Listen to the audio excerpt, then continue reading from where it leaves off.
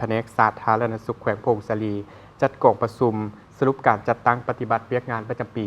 2025 และวางทิศทางแผนการประจำปี 2026 ในวันที่ 2 มีนาคม 2026 ที่สโมสรเมืองปูนเหนือแผนกสาธารณสุขแขวงพงศลีได้จัดกองประชุมสรุปการจัดตั้งปฏิบัติเวียกงานประจำปี 2025 และวางทิศทางแผนการปี 2026 โดยการเข้าร่วมและเป็นประธานของทานอูคำตุลาพันธ์รองประธานคณะกรรมการปกครองแขวงผู้ชี้นำโครงเขตวัฒนธรรมสังคมแขวง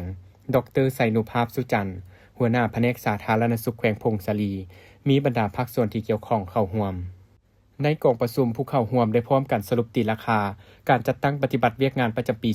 2025 และทิศทางแผนการปี 2026 ซึ่งผ่านการจัดตั้งปฏิบัติ11ตัวชี้บอกในปี 2025 มี 8 คาดหมายที่สามารถบรรลุตามคาดหมายที่วางไว้ มี 3 คาดหมายที่บ่ทันสามารถบรรลุตามแผนการ มีคือ 8 ตัวชี้บอกที่บรรลุคาดหมายมี อัตราเด็กน้อยรุ่ม 5 ปีที่มีน้ำหนักต่ำกว่ามาตรฐานปฏิบัติได้ 8.74 ส่วนห้อย เทียบใส่คาดหมายปี 2025 แม่น 10 ส่วนห้อยของประชากรเป้าหมาย เห็นว่าบรรลุไล่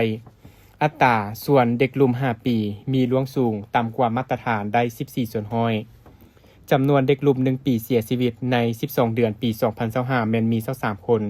สามารถคิดไล่เป็นอัตราการตายเด็กรุ่ม 1 ปี 5 ต่อ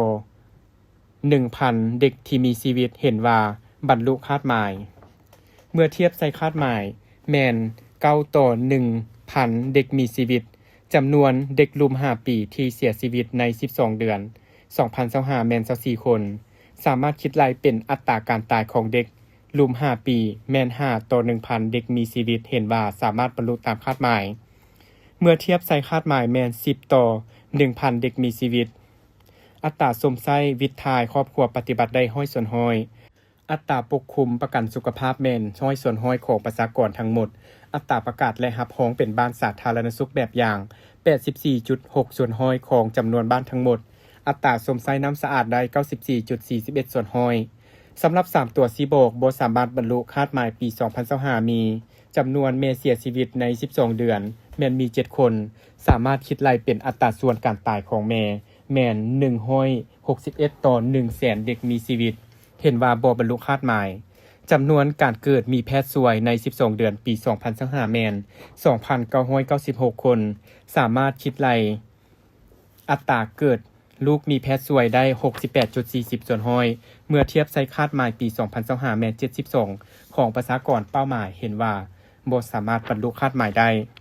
จำนวนให้วัคซีนกันพยาธิเด็กรุ่ม 1 ปีใน 12 เดือน 2025 แม่น 3,000 กว่าคนสามารถคิดไล่เป็นอัตราส่วนสักยาแม่น 82 กว่าส่วนห้อยเมื่อเทียบใส่คาดหมายปี 2025 แม่น 99 ส่วนห้อยของประชากรกลุ่มเป้าหมายเห็นว่าบ่สามารถบรรลุคาดหมายได้